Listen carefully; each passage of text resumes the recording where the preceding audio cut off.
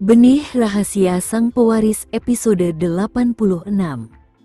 Ketika Shira menatap Kenzo, dia melihat kegugupan dan kekhawatiran di mata pria itu.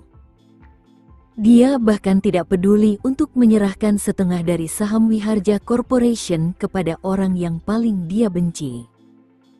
Ruben telah menyebabkan kematian orang tuanya, tetapi demi menyelamatkannya, dia dengan sukarela menyetujui permintaan Ruben yang tidak masuk akal. Saat memejamkan mata, Shira teringat akan jurus bela diri yang pernah dipelajarinya sebelumnya. Meski belum pernah mempraktikkannya, ia pikir jurus itu patut dicoba. Bagaimanapun, dia tidak bisa membiarkan Kenzo memindahkan sahamnya begitu saja. Sementara itu, Ruben melirik sekilas ke arah wanita yang diancamnya, dan dia mengamati wajah pucat wanita itu saat dia memejamkan mata. Dia menurunkan kewaspadaannya saat melihat betapa lemah dan rapuhnya wanita itu. Kemudian, ia mengalihkan pandangannya ke laptop Firdaus. Ruben ingin segera melihat dokumen hukum pengalihan saham tersebut karena ia tidak menyangka Shira akan memiliki kekayaan sebesar itu. Faktanya, dia telah meremehkan bobot Shira di hati Kenzo. Pada saat ini, Firdaus mengetik di keyboard dan mengangkat kepalanya, lalu berkata, "Selesai." Mendengar itu, Ruben menjadi bersemangat.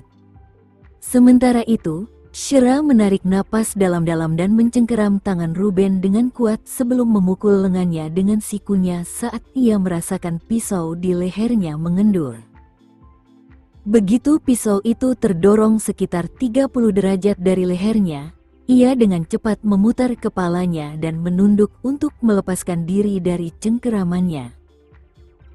Namun, saat ia menunduk, ia merasakan luka tajam di telinganya. Dia tidak tahu kapan Kenzo menyadari bahwa dia sedang berjuang, tetapi pria itu merasa jantungnya berhenti berdetak selama beberapa detik ketika dia melihat apa yang baru saja Shira lakukan. Dengan kecepatan kilat, Kenzo mengulurkan lengannya dan mendekapnya di dadanya. Pada saat yang sama, Kenzo menggeram dengan suara rendah, "Apakah kamu gila?" Karena rasa sakitnya, Shira memegang telinganya dengan tangannya. Ia beruntung telinganya hanya mengalami luka ringan dan tidak terlalu serius. Tiba-tiba, orang-orang di sekitar mereka tampak bergerak bersamaan. Para pengawal Kenzo dan bawahan Ruben terlibat dalam perkelahian yang kacau. "Berikan aku sahamnya. Berikan aku kontraknya." Seperti orang gila, Ruben bergegas menghampiri Firdaus. Yang ia pedulikan hanyalah pengalihan kontrak saham, dan ia berniat merampas laptop Firdaus. Firdaus sangat kesal, karena dia petarung yang hebat. Dia menendang Ruben dan mencengkeram laptop itu dengan kedua tangannya. Melihat itu, Ruben berteriak seperti orang gila, "Berikan laptop itu padaku. Berikan padaku." Sementara itu, Kenzo membiarkan pengawalnya menangani perkelahian itu saat ia membawa Shira keluar dari tempat kejadian. Ia mengambil kotak P3K dari mobil dan menggunakan kain kasa medis untuk menghentikan pendarahan di telinganya. Pada saat yang sama, Kenzo tidak dapat menahan diri untuk tidak berkata sambil gemetar, "Kamu tidak boleh melakukan itu lagi. Itu bukan peringatan. Itu perintah." Kenzo hampir terkena serangan jantung ketika melihat apa yang terjadi sebelumnya. Namun, Shira tampak rapuh namun kuat saat dia duduk di kursi belakang mobil. Dia tampak lemah secara fisik, tetapi tatapan dan mentalitasnya menunjukkan bahwa dia bertekad dan kuat. Shira juga takut, tetapi saat itu, tiba-tiba terlintas sebuah pikiran di benaknya. Ia tidak akan berutang apapun lagi pada Kenzo. Jika dia membiarkan Kenzo mentransfer 50% saham Wiharja Corporation, dia tidak akan pernah mampu membayar hutang sebesar itu dalam hidup ini. Pamanmu adalah orang yang menculikmu, dan ibuku juga terbunuh di tangannya, jadi kau tidak boleh membiarkannya melarikan diri. Shira menatap Kenzo dan meraih lengannya. Air mata mengalir di matanya saat dia memohon, kirim dia ke kantor polisi dan buat dia membayar atas apa yang telah dia lakukan. Sebenarnya Kenzo mempunyai firasat kalau Rubenlah yang menculiknya saat itu. Namun karena ia masih muda saat itu, ia tidak dapat menemukan pelaku sebenarnya bahkan setelah penyelidikan bertahun-tahun. Baiklah, aku akan mengirimnya ke polisi dan membuka kembali kasus kematian ibumu. Kenzo mengangguk.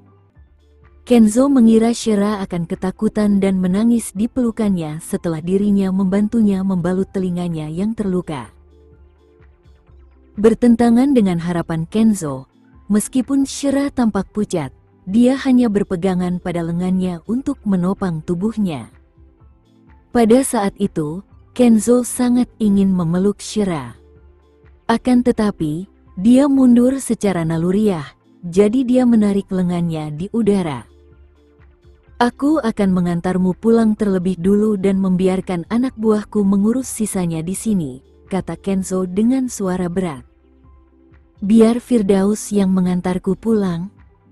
Sebaiknya kamu tetap di belakang dan menangkap Ruben saja.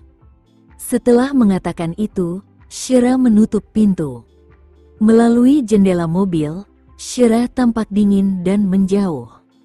Ketika Kenzo melihat itu, jantungnya berdegup kencang. Mengapa dia merasa seperti wanita itu berada bermil-mil jauhnya darinya meskipun mereka baru bertemu satu hari? Apa yang Ruben katakan padanya? Setelah itu, Kenzo memerintahkan Firdaus untuk mengirim Shira kembali ke rumah sementara dia tinggal di sini untuk menyelesaikan semuanya di sini. Ruben tidak pernah menyangka kasus penculikan sederhana akan menyebabkannya mendapat begitu banyak masalah. Semua bawahannya telah tumbang, dan dia tersungkur ke tanah seperti seorang pejuang yang menyerah di hadapan keponakannya. Kenzo tampak seperti raja muda di atas tahta, menatap pria di bawahnya dengan penuh penghinaan. Lepaskan aku, Kenzo. Aku pamanmu. Aku seperti orang tua bagimu. Gerutu Ruben, berniat memanfaatkan hubungannya dengan Kenzo untuk melarikan diri. Apa yang kau katakan pada Shira? Apakah kau pelaku yang membunuh ibunya dan menculikku saat itu? Teriak Kenzo. Sebagai tanggapan, Ruben mencibir sambil berkata, temukan buktinya dan tuntut aku jika kau mampu. Aku tidak akan mengakui apapun. Mata Kenzo menjadi gelap saat itu. Kalau begitu, bersiaplah untuk membusuk di penjara. Dilihat dari situasinya, Ruben dapat dijatuhi hukuman beberapa tahun penjara atas penculikan Shira. Namun, Ruben tidak panik saat ditahan di dalam mobil. Bahkan jika dia masuk penjara, dia tidak perlu takut karena dia punya satu kartu truf lagi. Putri baptisnya, Bella, pasti akan melahirkan putra Kenzo. Cepat atau lambat, seluruh grup Wiharja akan jatuh ke tangannya. Saat mereka di jalan, Shira mencoba menelepon Vina. Untungnya, Vina mengangkat telepon dan memberitahu Shira bahwa ia ditemukan terdampar di selokan pinggir jalan dan telah dibawa ke rumah sakit untuk dirawat. Untungnya, ia kini sudah sadar. Syukurlah kau baik-baik saja, Shira. Vina sangat terkejut hingga hampir menangis. Ia juga telah menelepon polisi. Shira berterima kasih atas apa yang telah dilakukannya dan mengatakan bahwa dia akan berbicara kepadanya secara rinci begitu dia kembali. Saat duduk di kursi belakang, pikiran Shira dipenuhi dengan kata-kata Ruben. Ia merasa bimbang. Apakah ia akan menyalahkan keluarga Wiharja atas kematian ibunya saat itu? Saat itu, Nyonya Tua Wiharja telah menelepon wali kota dan menekan polisi. Karena itu, polisi memerintahkan ibunya untuk menyelamatkan nyawa di tempat kejadian. Apakah ibunya terpaksa menyelamatkan Kenzo, atau apakah dia melakukannya dengan sukarela? Apapun yang terjadi, ibunya mengorbankan nyawanya demi kesempatan bagi Kenzo untuk hidup. Akan tetapi, sebagai putrinya, Shira menaruh perasaan padanya, dan hal itu membuatnya makin tertekan. Begitu Firdaus mengantarnya ke rumahnya, dia mengingatkan, "Selamat beristirahat, Nona Nugraha." "Terima kasih, Firdaus." Setelah mengucapkan terima kasih, Shira masuk ke dalam rumah dan menutup pintu. Firdaus tidak pergi setelah itu, karena dia harus melindungi Shira sampai Kenzo datang. Di kantor polisi, Ruben ditangkap karena penculikan, sedangkan pengawal Kenzo menyerahkan semua bukti video sehingga dia tidak bisa lolos dari hukuman. Pada saat yang sama, Kenzo juga mengajukan permohonan peninjauan ulang atas kasus penculikannya saat itu dengan tersangka utama Ruben. Ia juga meminta agar kasus Anjani, ibunya Shira, polisi wanita yang meninggal pada tahun yang sama, diselidiki lagi. Untungnya, polisi sangat memperhatikan masalah ini. Setelah keluar dari kantor polisi, Kenzo langsung bergegas ke area perumahan Shira. Ia menelepon Fabo, menceritakan kejadian hari ini, dan memerintahkannya untuk melindungi Leon dengan baik. Di ujung telepon, Vano terkejut dengan informasi itu. Dengan itu, ia buru-buru mengirim seseorang ke taman kanak-kanak untuk menjemput Leon. Ia akan membiarkan Leon tinggal di sisinya sehingga ia bisa merawatnya selama beberapa hari ke depan. Saat duduk di sofa, Shira bisa merasakan ketakutan diculik telah hilang, tetapi dia merasakan emosi yang rumit. Dia membayangkan berada di posisi Nyonya Tua Wiharja. Jika cucu satu-satunya telah diculik saat itu, dia juga akan bersedia melakukan apa saja untuk menyelamatkannya, tidak peduli seberapa gilanya itu. Oleh karena itu, bahkan jika Nyonya Tua Wiharja telah mengancam akan menghancurkan pasar saham untuk menyelamatkan cucunya, hal itu sepenuhnya dapat dimengerti. Karena tekanan yang begitu besar, kepolisian hanya bisa melakukan yang terbaik untuk menyelamatkan Kenzo muda. Bagaimanapun, itu adalah tanggung jawab mereka. Jika bukan karena tekanan terus-menerus dari atasan mereka, apakah Ibu Shira masih hidup?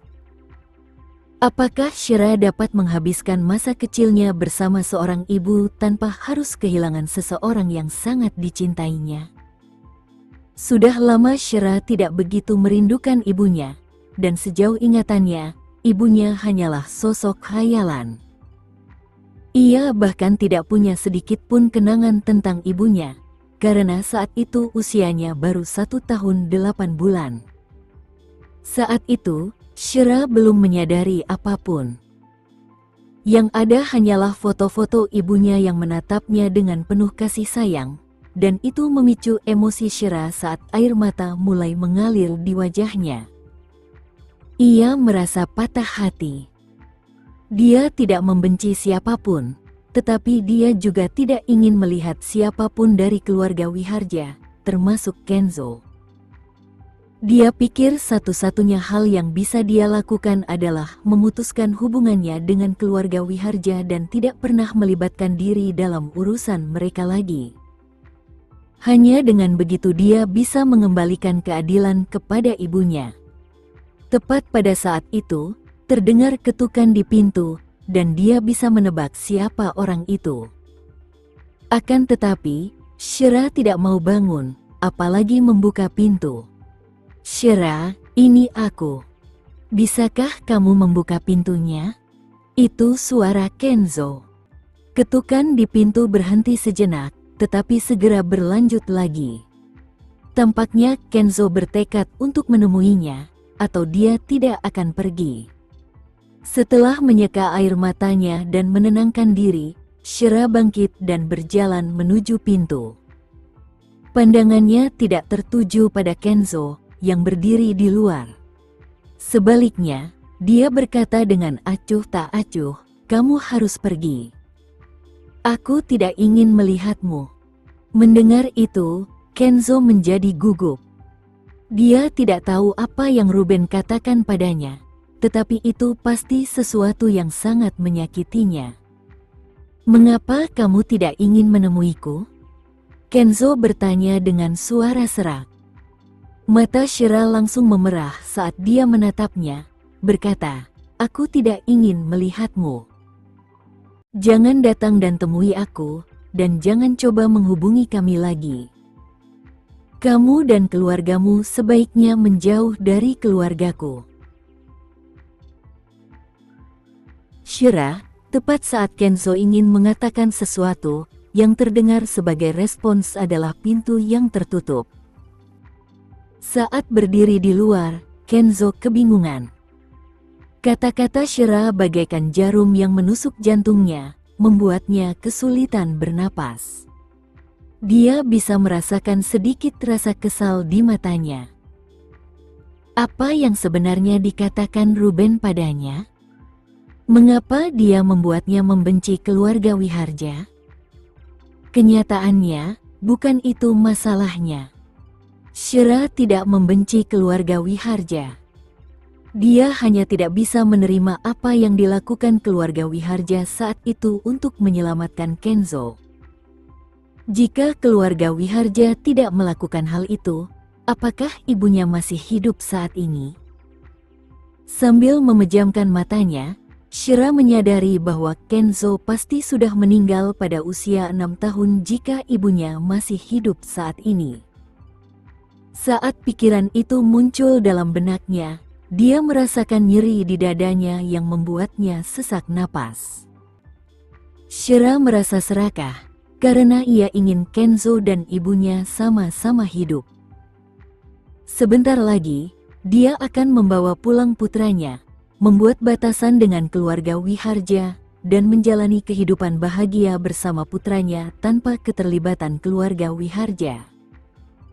Vano bisa mendengar tekad dalam suaranya melalui telepon, jadi dia mengantar Leon kembali ke rumahnya sebelum waktu makan malam. "Mama." Leon melompat turun dari mobil dan berlari ke arah Shira. Dia menggendong putranya dan menoleh ke Vano, yang baru saja turun dari mobil. Dia berkata, "Terima kasih sudah menjaga Leon. Itu tanggung jawabku." "Kamu baik-baik saja?" tanya Vano dengan khawatir. "Aku baik-baik saja." "Mengapa telingamu sakit, Mama?" Mata tajam Leon segera melihat luka di telinganya dan berteriak keras. "Mama hanya mendapat sedikit luka gores." "Jangan khawatir," Shira meyakinkan putranya sambil tersenyum. Namun, Vano tahu apa yang telah dialaminya. Tatapannya dipenuhi kekhawatiran saat menatapnya. "Apapun yang terjadi, Kenzo dan aku akan melakukan yang terbaik untuk membantumu." "Terima kasih. Kamu harus pergi sekarang." Setelah mengatakan itu, Shira memegang tangan putranya dan pulang.